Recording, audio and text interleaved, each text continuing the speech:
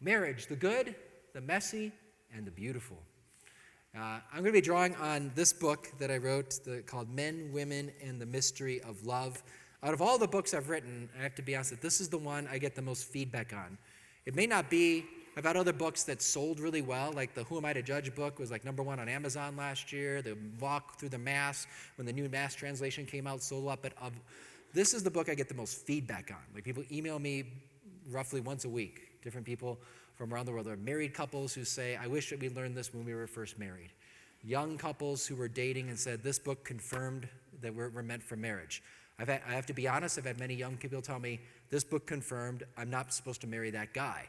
I've had that as well. And it's not my ideas. This isn't really me. This is all JP2. It's taking his wonderful wisdom from theology of the body and his earlier work, Love and Responsibility, making it very accessible for us because there's such rich gems I know I need in my own marriage and family life. And I want to open this up about how we can apply this to marriage. So how many people here are married here in the room? We got a number of married folks? How many single people do we have here?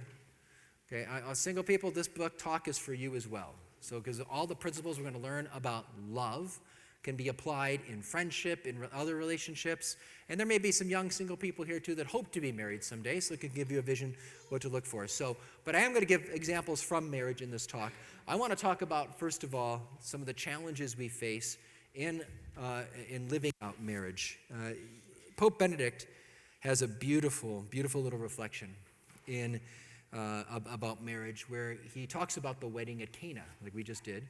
But he uses this example. He says, when couples fall in love, and that's easy. It's easy to fall in love. It's a lot more challenging over time to grow in love. Like, you didn't have to work really hard at, I have to fall in love. I just want to fall. It just kind of happens, right? That's why it's called falling in love. But growing in love is a lot harder. And he uses this analogy from the wedding feast at Cana. He says, at Cana, there was that first wine. That first wine, it was really good. That's why everybody kept coming back and drinking it, and they ran out. So it was really good wine, but it couldn't go the distance. It wasn't enough to sustain the feast. And what happened is Jesus had to come into that marriage. Jesus had to come into that wedding feast and then bring the new wine out of the water. And that's what Pope Benedict says. And this is the key I want to make sure I get here right here with all of you. This is the foundation for what we're going to be looking at tonight. Is when we fall in love, we just can't wait to be with our spouse. We love our spouse, and it's so wonderful. But that initial spark of attraction, that initial love that draws us in, is not enough to sustain a marriage. If we just want to keep relying on, I want to get those warm feelings back, I want to get that romantic emotion back, those rush of feelings. If I'm searching for that, that's never going to last. Those things come and go. But real love is about allowing Jesus to come in and meeting us in our relationship and transforming that initial spark of love into something deeper, something richer. Here's a quote from John Paul II about this. Listen to this point. God, who called the couple to marriage, continues to call them in marriage, in and through the events, problems, difficulties, and circumstances of everyday life. We all get that idea that, God called this man and woman together in marriage, right? We've thought about that before. God called this couple together in marriage. They come to the altar, they leave, there's this big party. God brought them together. But do you in your marriage relationship realize that God is continuing to call you in marriage? Precisely in all of the difficulties, events, problems, and circumstances of everyday life. You see that initial spark of attraction? God called us together like the first wine. But then when you're like 5, 7 years into your marriage, maybe 17 years in the marriage, there's problems and challenges and hurts and difficulties. And we could think, this just isn't what I signed up for. This isn't as great as I thought. Why is it so hard? But it's precisely right there in the midst of all that crud, in the midst of all that messiness, that Jesus wants to meet you. It's Jesus right there saying, are you going to love? Are you going to love me in your spouse? If we're called to the vocation of marriage, it's all those challenges in marriage. That's precisely where God wants to do his greatest work in our lives. This is where God wants to mold us and shape us and change us. Yes, he wants us to go to the Eucharistic chapel. Yes, he wants us to pray the rosary. But if you're called to marriage, the place where this is a sacrament, he's going to encounter us in the midst of those difficulties.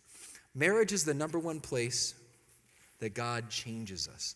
It's the school of self-giving. It reminds me, a friend of mine, I remember we were in graduate school together, and he got married over the summer. We come back after the summer, and I said, "Hey, how's marriage?" And he went like this. He just put his head down and shook his head. I thought, "Oh, what's wrong?" And he goes, "Ted, I never realized how selfish I was until I got married." How many of you can say that? Right? You knew you were selfish before, but then all of a sudden you're thrown into this with other person, and now, wow, I realize how really selfish I am. And by the way, my friend, he said that before he even had children. Children have a whole other way of calling you on to higher levels of generosity with your life, right? Marriage is a school of self-giving where you are going to be called to deny yourself. You're going to be called to set aside your preferences to serve something bigger than you. You're going to be called to be patient with someone, to be kind with someone that hurts you, that frustrates you, that annoys you. And it's right there that Jesus is asking, are you going to be a faithful Christian? Are you going to love me? Are you going to love me in the midst of this messiness? Because marriage is good, but it's messy. And what we do is we tend to run away from that messiness. We run away in many different ways. We can run away just in our heads going, that's the third time he didn't say thank you. Or she just doesn't understand. He's never going to change. That's one way we run away from the messiness. We get all these thoughts in our head and we start building up these walls in our marriage. Do you think, who's putting those thoughts in your head? Is that coming from God? That's coming from the enemy who wants to divide the profound bond that exists between you and your spouse. And he'll put all those thoughts in your head. What do you do with that moment? You going to run away from that messiness? Another thing we do to run away from the messiness, we could just start kind of like just getting busy with our own lives. I'm just going to go work out in the yard. I'm just get interested in my own hobbies. And I have to deal with this person, but I'll just try not to bother them too much so they don't bother me too much. And we start living parallel lives in our marriage. That's another way we run away from the messiness. And then sadly, some people run away from it altogether and they leave their spouse. We're not called to run away. Jesus wants to meet us right there. This is actually the great drama of our lives. How do I deal with the messiness? And it's important to remember three things about marriage. I'm going to do real basic catechesis with you, and then we're going to get to a lot of fun stuff on practicality here. A lot of fun stories with this. But first of all, this little basic catechesis. 3 amazing things happen when a husband and wife come together in the sacrament of holy matrimony. 3 amazing things. Do you know the 3 amazing things that happen? I wish that priests would just talk about these things and talk about them not just at a wedding ceremony, but throughout the year to remind the couples in the parish about these 3 amazing things that happen in a marriage. First of all, when a man and woman come together in this sacrament, there is a bond that comes into existence. Their relationship is changed. Something new is brought into existence that did not exist before. Yes, they knew each other. Yes, they were friends. Yes, they loved each other. They're boyfriend and girlfriend, fiancés. But now there is a bond. They are united together, bonded by Christ. That is new. They had a lot of warm feelings and a lot of commitment there, but something outside has come in to bond them together. There was a bond. Second thing, husband and wife become a sign. They become a sign. Did you know that we become a sign? The love of a husband and wife becomes a sign of Christ's love for the church. And what we're seeing is that when we see Jesus' love for the church, Jesus gave himself. He gave himself totally in sacrificial love. That's what real love is. And so I should every day ask Jesus, how is my marriage? Are we a sign of your heroic love, your unconditional love for us? We who are a part of the church, who often fail and have so many weaknesses and so many infidelities, so many ways we let you down, so many ways we fail, Lord, you love us completely. You even died for us. That is such an amazing love. That's true marriage. Our little marriages participate in that. How well am I doing? Man, when my spouse bugs me, I run away. When my spouse bugs me, I snap back at her. When my spouse bugs me, I get all discouraged. I need to be more like Jesus. And I'm going to love I'm going to love through the midst of this challenge we're facing. So there's a bond. We become a sign of Christ's love. And here's the most important thing. There is a font of grace available. Did you know that? Did you know that the sacrament of matrimony didn't just happen on this day? But as a result of that union when you came up to the altar on your wedding day, there is a font of grace available for you. If I could tell you that there is this amazing power that you can tap into to help you overcome that impatience, that anger, that disappointment, that discouragement, that you can tap into a power that's going to help you love your spouse in a way you can't on your own, wouldn't you want to use it? And yes, if you've been married in the Catholic Church, you've got that. You've got this power of grace. So in those moments, say, Jesus, help me through the grace of my matrimony, through the grace of my marriage. Help us through this difficulty. Through the grace of this marriage, help me to serve more, Jesus. Through the grace of our marriage, help me to be more thoughtful. I'm just not thoughtful enough for my spouse. I'm thinking too much about my stuff all the time. Do you draw on the grace? There's a rich resource there that could transform our marriages, and many of us aren't even aware of it. So 3 things: new bond brought into existence. Something new is there between the man and the woman. They are supposed to be a sign of Christ's love, sacrificial love for his church, and there's this great font of grace. Okay, now, with that, can we get to the fun stuff now? You all ready? Who's ready for the fun stuff? Okay, I'm going to say something really controversial here, though, and I'm a little nervous. So if Sean or Father throws me out, I'll understand, because it's pretty countercultural. But I'm convinced of this. And JP2 says the same thing, so he's on my side. Okay, ready? Men and women are different. I know that's really radical. I know what the feminists think of all that, but men and women are different, right? And let's talk about those differences. You know, sometimes the differences that a husband and wife may have nothing to do with being man or woman. It just might have to do with the way they're raised. I want to talk about those first. Then we'll talk about the difference between men and women. But I remember there was a couple, actually I remember on the Rome pilgrimage, there was a couple, there was a woman, she was a focus missionary, and she came on my Rome pilgrimage ages ago, and then came again a few years ago. And we got to, part of the adventure is we always get to the front row for the papal audience. Every year we do this, and when you get there, you have like 2 hours to wait before the Pope comes out. So we're there at the front row, and I was just catching up with her, and I was working on a project about marriage, a marriage program called Beloved that's on Formed. I know many of you in the parish are using that. But I was asking her, so we're working on this project, tell me, and I was asking her and a couple other couples, tell me about your first few years of marriage. So she'd been married about 6 years. She had 2 or 3 kids at the time. So tell me about marriage. And she just was like, no one ever tells you just how hard marriage really is. No one ever tells you just how hard marriage really is.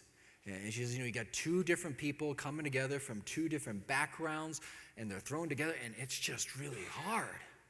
It reminds me of a story, a true story. A friend of mine who got married, he was on his wedding day, and he's in the back in the sacristy here, and the bride and the bridesmaids are all in the back of the church, but he's here all by himself, waiting for the wedding ceremony to begin. And then the best man goes and walks in. He sees my friend.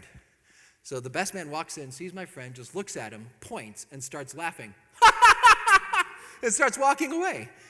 And my friend looked at him and says, why are you laughing? What's that all about? And then my friend, the other guy, who happened to be married for many years, says, that's just it. You don't know. You don't know what you're getting into. And there's great marriage prep programs out there, and I hope they do good things, but no, not even the best marriage prep can truly prepare you for what you're getting into. We need marriage formation. If we got rid of marriage prep, but required mandatory marriage formation for the first 5 or 7 years of marriage, I think that would be better. Hypothetically, I don't know. You're recording me. I don't know for sure. Sorry. I'm with Pope Francis. We need marriage prep. Just want to make sure that's clear on video. I've been involved in marriage prep programs. I wrote a book for marriage prep. I'm all for marriage prep. I'm using hyperbole here. Okay. But that being said, if we do all this marriage prep and then it's like, good luck now, see you later, that's not going to work. Because you really need help a couple years into it, right? A couple years, a couple kids, you're exhausted, you're dying, you're trying to figure it out. I need help now. We don't do enough for marriage formation. Let's talk about this, though, the differences, though. Two different people, sometimes like just being raised differently. A friend of mine, he came from a very quiet, introverted family, and he married a very loud, extroverted Irish girl. And their marriage in the first several years was really rough going. It was really rough going, because she grew up in a home where people would yell at each other. They were just very loud. And then 10 seconds later, they're hugging and kissing each other. And everything's fine. Everything's just out on the table. All the emotions, you get it all out there. And it can be really tense. And then 30 seconds later, everyone's having a great time. That's just the way their family was. His family was the opposite. His family sat at the dinner table. How's the food? Good. Who's going to win today? Who do you think will win today? Very deferential, just no conflict, right? You never talked about anything you might disagree with, right? And so imagine these two people coming together. So all of a sudden, there's some little problem going on, and she's like, "Rah!" And he's like, "Ah!" Wanting to hide, And he's wondering, she's just so angry all the time. She hates me. And she's over here wondering, why is he so quiet? How come he's not telling me what's going on inside his head? Doesn't he trust me? And so this caused a lot of challenges in their marriage early on, right? Now, one temptation we have in these periods is we tend to just want to, we can just run away from the messiness, right? And we'll just say, well, this is just the way I am. I'm just loud and expressive. It doesn't mean I hate you. Just deal with it, okay? I don't hate you. This is just the way I am. Or he could have said, well, this is the way I am. I'm really quiet and don't expect me to share too much. And this is just the way I am. And that's what many people do. But Jesus is calling us to change, both of us to change. And that's what started to happen in their marriage. There was a lot of tension early on, but then they realized, she realized that she needs to tone down her voice, tone down, her expressiveness, knowing how it was affecting him. And he also needed to be more understanding and realize, okay, if she does raise her voice every once in a while, I got to be better at realizing that doesn't mean she hates me. Doesn't mean we're getting a divorce. She's just expressive. And they came in the middle. That's what we need to do in our marriages. Too often, in our marriages, what we do? We go into our marriages just, thinking this is just wonderful. This person's so wonderful. Even their dark corners and their weaknesses are still kind of cute. We just overlook all weakness, right? We just think they're just so special. We go into our marriages singing that old Billy Joel song. Remember that Billy Joel song? Don't go changing to try to please me. I love you just the way you are. Isn't that wonderful? I just love you just the way you are. But about 6.5 years into marriage, you're not singing Billy Joel anymore.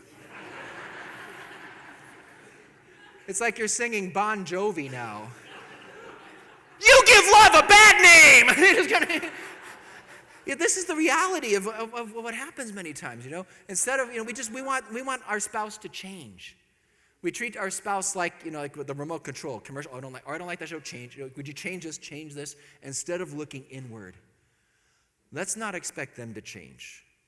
Jesus, he loved even when the people were not perfect. Do you love your spouse even when he or she's not perfect? Do you love like Christ? There's other differences, you have different traditions. It's holiday season, right? So we did things like this for Christmas. Well, I did things like this for Christmas. Different levels of expectation for cleanliness in the house. There's different expectations about money. Do you have money? Do you ever think about that when you go into your marriage thinking, yeah, I heard that people fight about money, but we'll never fight about money. We just love each other, right? Who needs money? We've got love. But then you got, there's one personality in the marriage that's, very, the budget, the big B word, right? We got the budget, we got a plan, we got to allocate, got my spreadsheet, okay. And then there's someone that's a little more free-spirited, There's a sale, And they'll drive each other nuts, right? So, maybe the person's a little more free-spirited and he's really, we got to make sure we have some money for this free-spiritedness. So we have to have a little bit of planning, and maybe the person with the budget has to learn to have a life too, so we have to kind of come together there a little bit. So those are differences. One really big difference that comes up, the wounds we bring into our marriage. And people don't talk about this that much. My wife has a great heart for this in ministry, and she's really been working with a lot of younger couples as they're getting ready to go into marriage, or sometimes usually like 5 or 10 years into their marriage, stuff comes out that maybe even the husband or wife didn't realize was there. If they came from a dysfunctional family life, they came from overbearing parents, they came from psychological disorders in their family, alcoholism, divorce in the family. I mean, there's all these studies coming out now showing the effect of divorce on the next generation, and now they're older and they're entering into intimate relationships of their own, and all this insecurity and fears and walls and dysfunction comes up. This is real. Sexual abuse is a huge thing in our world today, and that will affect a marriage, and to pretend that that's just not there is just, again, running away from the messiness. Jesus wants to come and heal us. So if you've gone through anything like this, to go to counseling, and good spiritual direction and adoration is a wonderful thing to do. In the Beloved series, my wife tells a story about how she came from parents of a divorced family. And while she loves both her mom and dad, at the same time, she acknowledges it really affected her and certainly affected us in the beginning of our marriage. And she's open about, going to counseling and how helpful that has been for her life. And then good healing through the sacraments and spiritual direction on top of that. Another person on the video talks about how she was abused and younger, and then in their marriage, all of a sudden she's like, I just don't want to do that. And the husband's like, well, that's what you do in marriage. Well, I can't, and she doesn't know why. And then all of a sudden having to deal with it. This is the real stuff. We live in a messed up world. There's a lot of messiness, and the good news is God wants to heal that. He wants to come in the middle of your marriage and bring healing. Don't run away from it. Go seek the help that you need.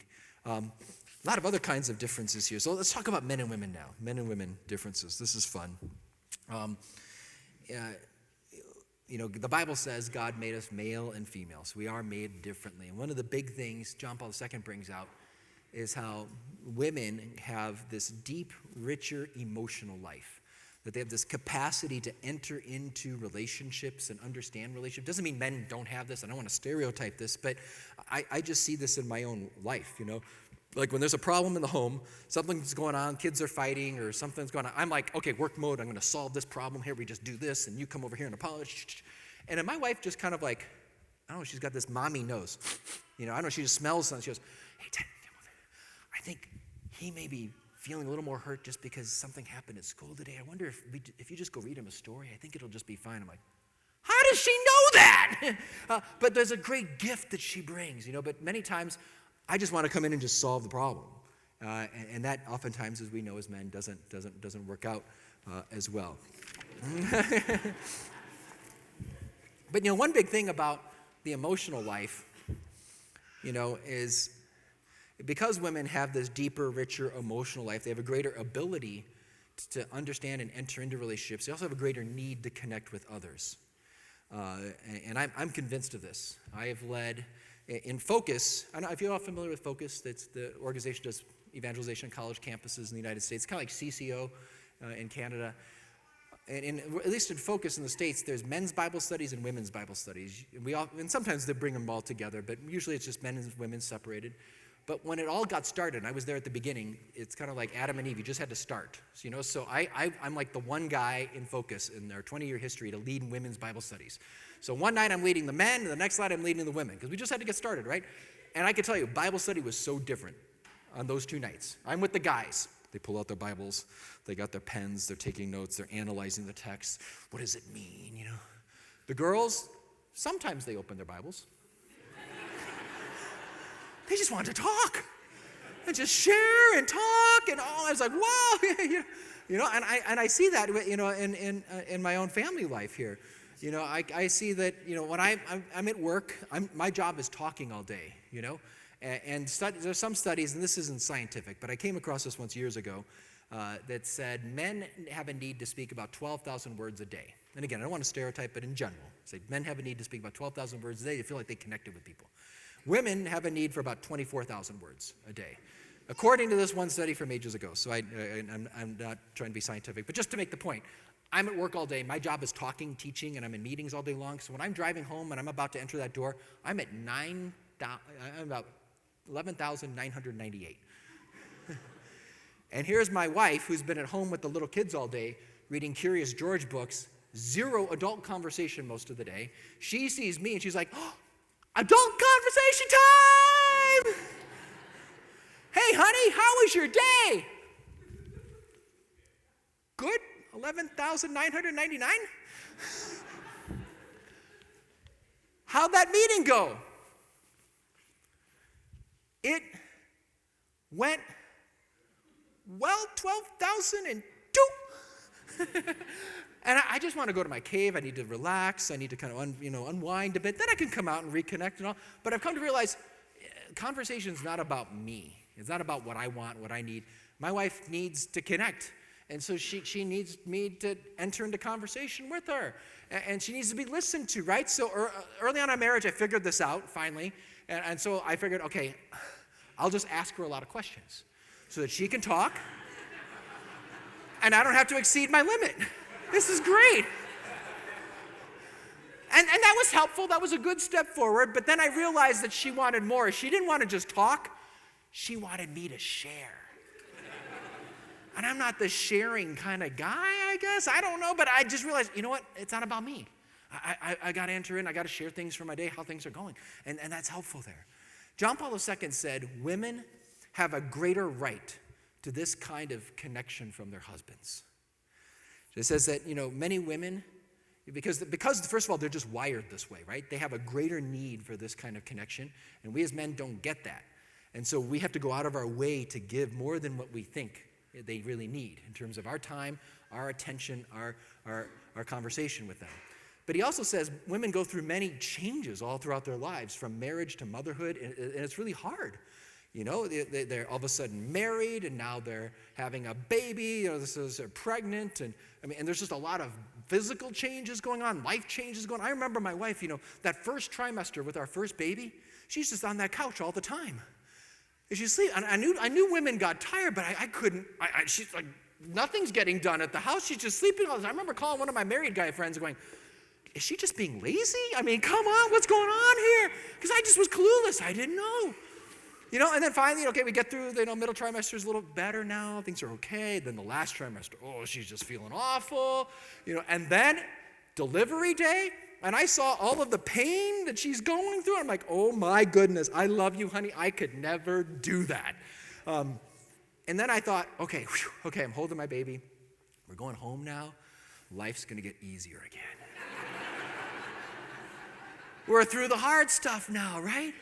Well, all of a sudden we get home, and it's all of a sudden the stress of, okay, I got to change a diaper. I don't know how to change a diaper. Okay, is the baby breathing? Is the baby breathing? Okay, what's a onesie? I don't understand. What's a onesie? Okay.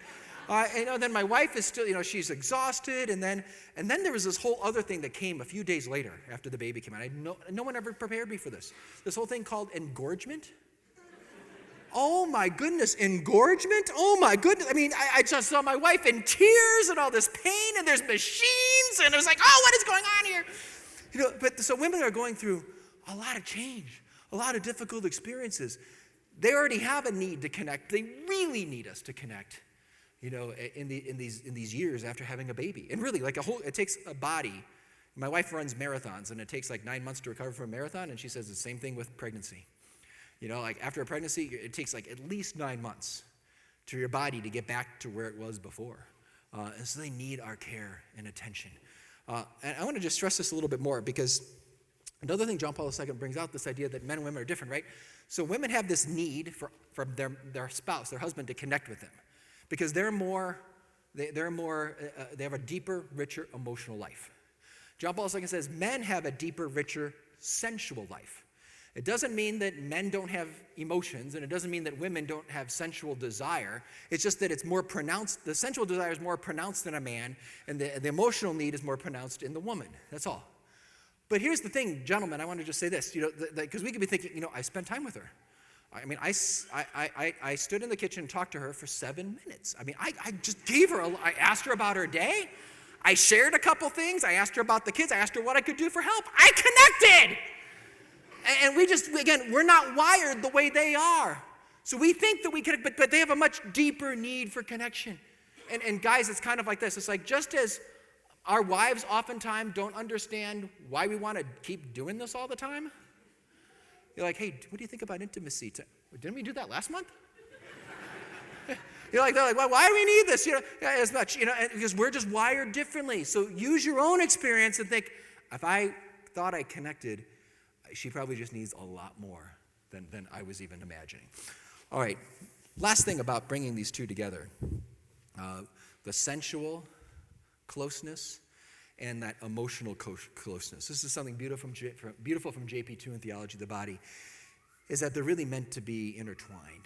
That Theology of the Body teaches that when the couple comes together in this physical act of intimacy, the physical joining of their bodies is meant to be an expression of total self-giving. In giving their bodies to each other, they're giving themselves to each other. It's like a spiritual union, not just a physical union. It's not just about sexual release. It's not just about the pleasure, but it's expressing this intimate connection, heart to heart, that exists between a husband and wife, or should exist. And so if we give a lot in the emotional connection, and we invest in that as husband and wife, then when we go to the marital bed, then that physical act is actually expressing something that already exists. We're just expressing it physically. What exists between us heart to heart, we're really close together, is now being expressed physically, and it's beautiful. We know from experience that there's times where we could just go through this physical thing, but there wasn't the emotional heart-to-heart connection, and then the physical thing in and of itself isn't as great as it could be. John Paul II says, let's make sure we bring the genius of the man and the woman together, the heart and the physical together. Amen? All right, one last thought here. Differences between men and women. You know what, I on this Rome pilgrimage, when we were working on this marriage prep program, I was asking all these couples all about marriage, and this one, I remember sitting around the dinner table, and this theme kept coming up over and over again, where many women were complaining about their husbands and saying, I just wish he understood. I wish, I remember different women said basically the same thing. I wish he could read my mind. In other words, they expect the man to know what's going on, how she's feeling, when she's in a certain mood, what are her needs, what does she want. And there was this desire, I wish he would just know. And there was frustration there.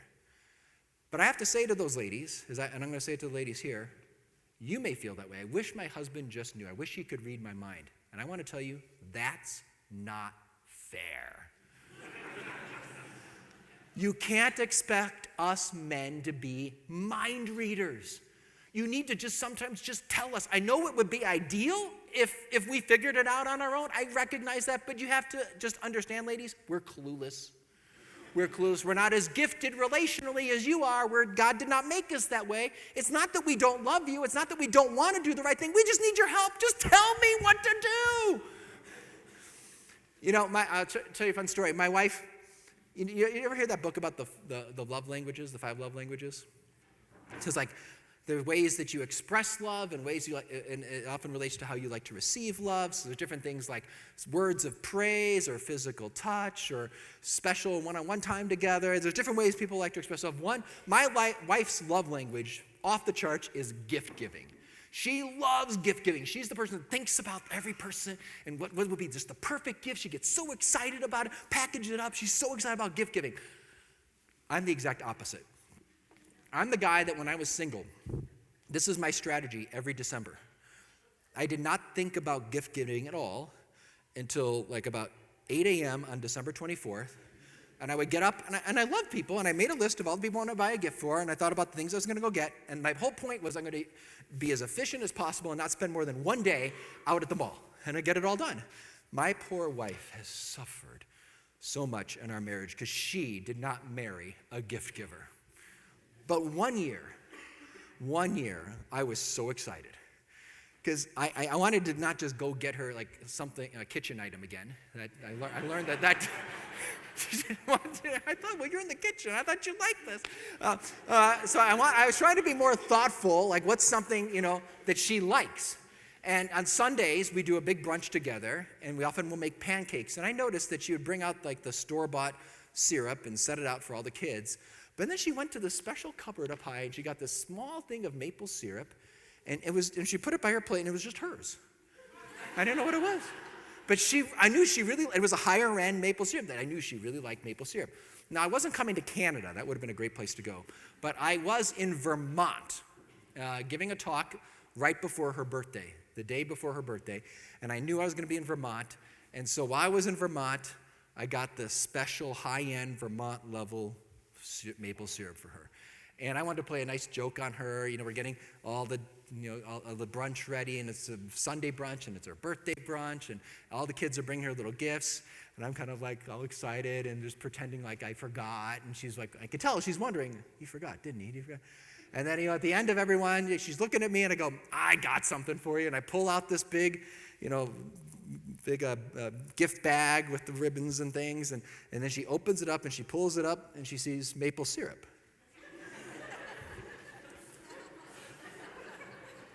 Maple syrup. And she's kind of looking inside. And she's looking at me, is this one of your jokes? I go, oh no, honey, I noticed you like maple syrup. And she goes, but this is maple syrup. And I go, well, no, that little jar up in the can, I noticed that you bring it down, and finally I was observing something you really liked, and I went out of my way to get you this maple syrup from Vermont. And she goes, but I'm your wife. You're getting maple syrup for your wife for birthday? Are you kidding me? And I look at her and go, you don't like it, honey? She goes, but I'm your wife. I can't believe you just did this. I go, oh, honey, if you don't like this, I feel really bad because there's 6 big jugs coming in the mail. See, ladies, we're clueless. We just need a little help. Later that year, she and I had to go to the store together. And we were picking up something, and then we happened to walk by this set of purses, and all of a sudden she just stopped. She goes, oh, Ted, do you see these purses here? Those are really nice purses. That would just be a great purse to have. And then just walks away. I pull out my phone, took a picture, and I got her the great Mother's Day gift that year. But in all honesty, I did succeed once. There was one time I did it really well. When we were going to release our marriage program, we released it in Rome. And so the professors from our school at the Augustine Institute were going to go to Rome. And then we realized it'd be really silly to have about 4 guys release a marriage program. So we should get our spouses to come. And so Beth knew she was going to go to Rome. But then I surprised her for Christmas and said, before we go to Rome, we're going to spend 4 days in London doing a Jane Austen pilgrimage. She's a huge Jane Austen fan, and I scoped it all out where we're going to go. So I scored, and I hope that carries me over for the next 10 years. So, well, my friends, it's so fun to be with all of you. All that I'm sharing with you, like various insights, are based off of JP2's insights that I try to summarize in this book here, Men, Women, the Mystery of Love. So whether you're someone that's been married 10, 20, 30 years, I've had people tell me they find a lot of insights into this. I know so many young adult single people that are using this to navigate their dating relationships, to understand what authentic love is. For young married couples, if you know someone getting ready to be married or recently married, this could be a great resource for them. That's what I'm going to be talking about tomorrow on the secular culture. Who am I to judge? In this book on Are you all familiar with Symbolon? So that's the book, Love Unveiled is the Symbolon book. So I'm going to be talking about that, how we engage our culture. We did that earlier there. And that's how you can stay in touch with me.